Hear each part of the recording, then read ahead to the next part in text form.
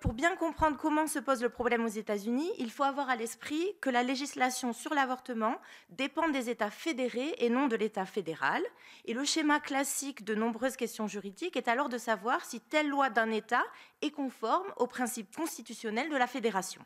L'arrêt Dobbs, qui a mis fin à 49 ans de protection constitutionnelle du droit à l'avortement, a pour origine un procès intenté dans le Mississippi et dont l'objet était de déterminer si une loi interdisant les interruptions de grossesse avant le seuil de viabilité était conforme à la Constitution.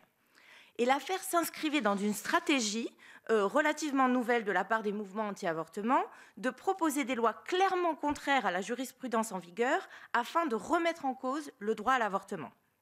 Alors, en 2018, sous l'impulsion des lobbies anti-avortement, l'État du Mississippi avait adopté une loi qui interdisait la plupart des interruptions de grossesse dès la 15e semaine d'aménorrhée, ce qui était anticonstitutionnel, car contraire aux arrêts Roe vs. Wade de 1973 et Planned Parenthood v. Casey de 1992.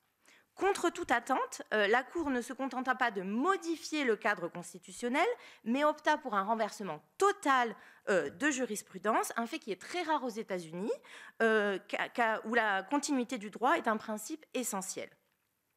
Mettant en avant une approche originaliste de la Constitution, la Cour a statué que l'avortement ne pouvait être un droit protégé. Donc le cadre établi par Roe vs. Wade, qui n'autorisait pas les États à interdire l'avortement avant le seuil de viabilité et limiter leur capacité à restreindre son accès tout au long de la grossesse, a donc aujourd'hui totalement disparu.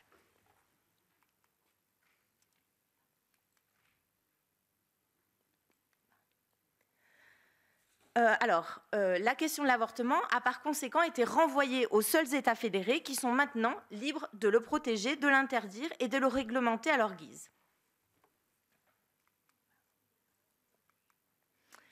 Alors, dans les grandes lignes, quelle est la situation à l'échelle nationale ? D'abord, l'avortement est désormais interdit dans 14 États.